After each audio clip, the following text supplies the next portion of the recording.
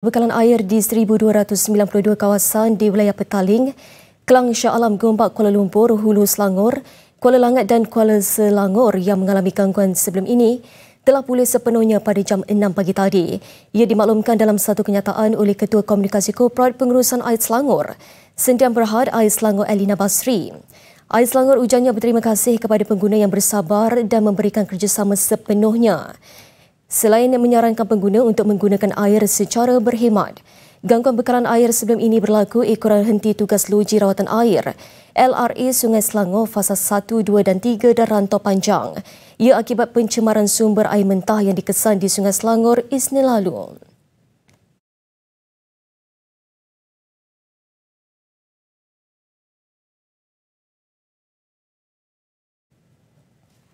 Baik, bekalan air yang sering terganggu di Lembah Kelang nyata memberi kesan kepada aktiviti dan menyukarkan urusan harian pengguna.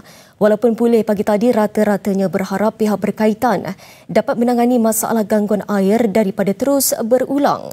Untuk perkembangan lanjut, kita bersama wartawan Raja Amanda Raja Faisal yang meninjau kawasan terjejas sebelum ini. Silakan Mandy.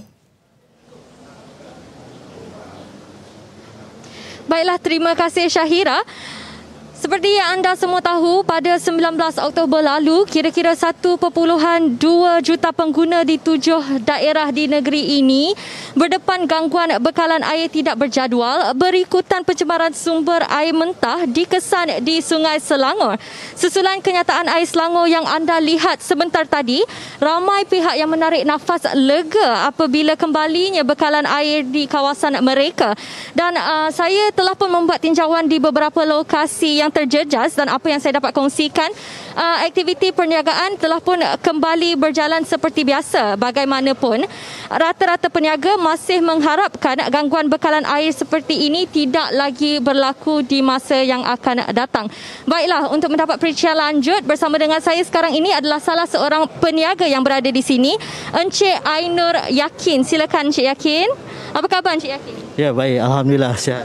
Okey, baik Encik Yakin, boleh tak kongsikan dengan kami bagaimana Encik meneruskan perniagaan sepanjang tempoh gangguan bekalan air tempoh hari?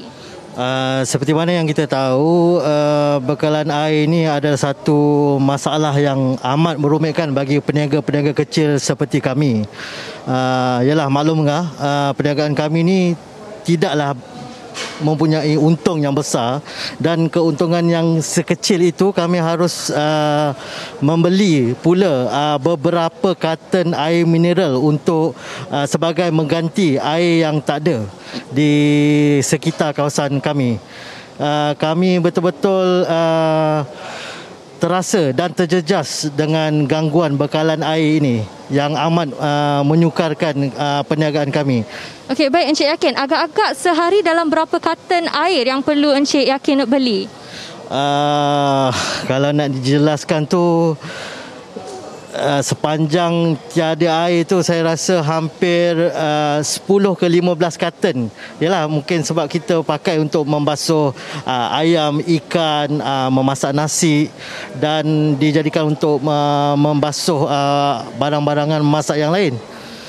Okay. Baiklah Encik Yakin, mungkin Encik Yakin boleh kongsikan dengan kami harapan Encik Yakin supaya perkara ini tidak lagi berulang mungkin? Saya berharap pihak berkuasa ataupun pihak yang bertanggungjawab untuk menyelesaikan masalah air ini supaya menangani masalah ini secepat mungkin supaya ia tidak berulang lagi. Seperti apa yang kita tahu, yang biasanya yang orang cakap air di Cincang tak akan putus, tapi air di Selangor selalu putus. Okey. Okey, baik, terima kasih Encik Yakin atas perincian itu sebentar tadi. Baiklah, saya kira setakat ini sahaja laporan saya di sekitar Petaling Jaya ini. Kita kembali ke Seri Pentas bersama Syahira. Silakan Syahira. Baik, terima kasih Amanda atas laporan itu tadi. Kita ke laporan seterusnya. Pelaksanaan sistem rawatan industri berpusat dijangka mampu meningkatkan kecekapan pengurusan sisa buangan perindustrian sekaligus menaik taraf kualiti sumber air di negara ini. Pakar Kualiti Air dan Permodelan, Dr. Zaki Zainuddin berkata, langkah itu juga dapat memastikan setiap kilang mematuhi piawaian pelepasan sisa buangan ke dalam sungai yang ditetapkan selain memudahkan pemantauan pihak berkuasa dan juga kerajaan negeri. Jelas beliau, banyak kawasan perindustrian di Malaysia belum lagi melaksanakan sistem rawatan industri berpusat kerana ketika ini setiap kilang mempunyai sistem rawatan air sendiri yang mereka rawat dan lepaskan ke dalam sungai. Namun tidak dapat dipastikan sama ada setiap kilang itu mengikut piawaian. Sekiranya sistem rawatan industri berpusat ini dilaksanakan, adalah lebih mudah untuk mengesan dan mengambil tindakan jika berlakunya pelepasan sisa secara haram oleh sesebuah kilang. Ini kerana sistem berpusat ini juga membolehkan proses water reclamation dilaksanakan, iaitu merawat air buangan menjadi air yang boleh digunakan semula untuk tujuan lain.